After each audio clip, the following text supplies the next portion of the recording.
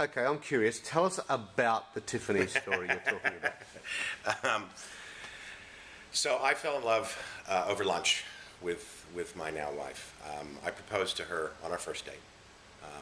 And everybody says, oh, well, look, it's very simple. Remember back to storytelling? When you know, you know. If you don't, you don't. If you don't, get out. Okay? You can't convince yourself about stuff like the rest of your life with a life partner. And that's just me. And we're digressing here, but I'm interested. How did you know? So How did you know? Well, I'll get to there. So she lived in Australia, I lived in the US, a lot of logistical stuff. What had to happen, though, is I had to get a ring because I was going to propose on New Year's Eve of the millennium, 1999. Well, she was a jewelry designer in a former life, so I figured in my little story romantic head that she would design her own ring, but I needed something to put on her finger, right? So I went and got this, and I told the story to all my family and friends, and everybody thought, oh, that's so great, it's curated. Then my mother got a hold of me, and she said, sit down, young man. But you know what? You get to do this once. And you have to do it right. So you march your butt down to Tiffany's and you get her a proper engagement ring. Well, I know everybody has a diamond guy now. I didn't know it then. I didn't know you could get an engagement ring anyplace else, right? I just figured we'd build one. So fly home from the East Coast on December 29th, which was the last day that Tiffany's was open in the millennium. I have to now go, it's 3 o'clock in the afternoon, I have to get home, tell my wife some story, or my fiance some story, drive into Beverly Hills, and get the ring. So I do that, and like, oh, I'm going to go get dinner, and da-da-da, you get in the bath, and da-da-da, race out the door. Barreling down to Tiffany's, breathless, bust in, it's about a half hour till it's closing. One other customer in there, some jerk, who got what he deserved because his credit card got dinged. But he was treating the staff very badly. And I was taken care of by this wonderful, lovely man named David. David saw the panic, sat me down, and said, tell me why you're here.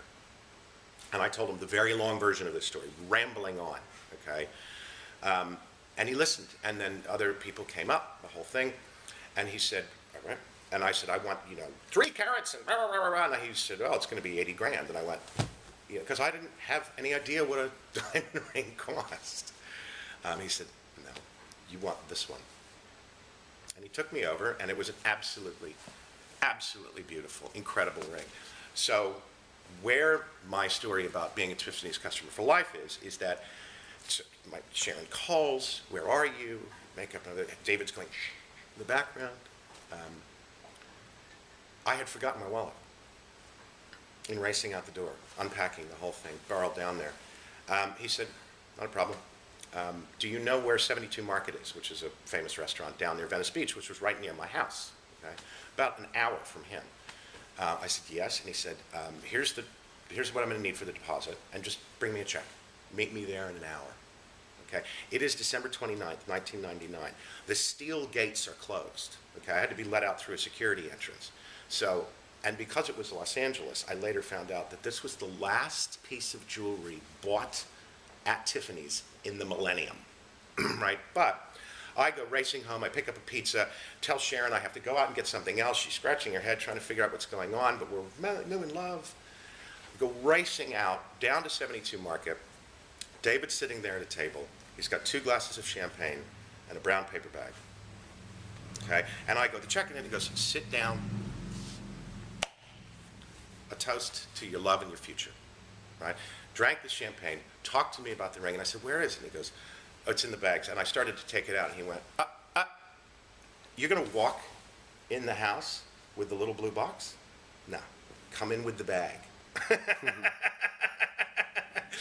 So, got home, the whole thing, woke up the next morning, proposed, unbelievable. Every piece of jewelry I bought was from David.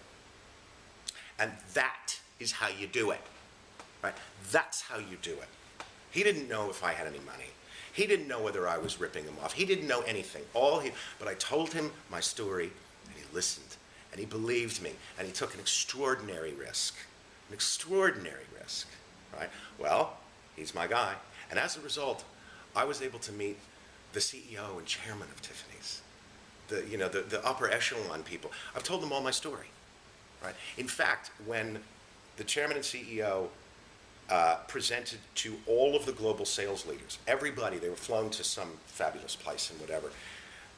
He told me this, that David told me this the next time I went in, that the chairman and CEO of Tiffany's told my story on stage, had David stand and said, "That's what we're about." Wow. Yeah, wow. Make a good screenplay. Yeah, well, it makes a better life.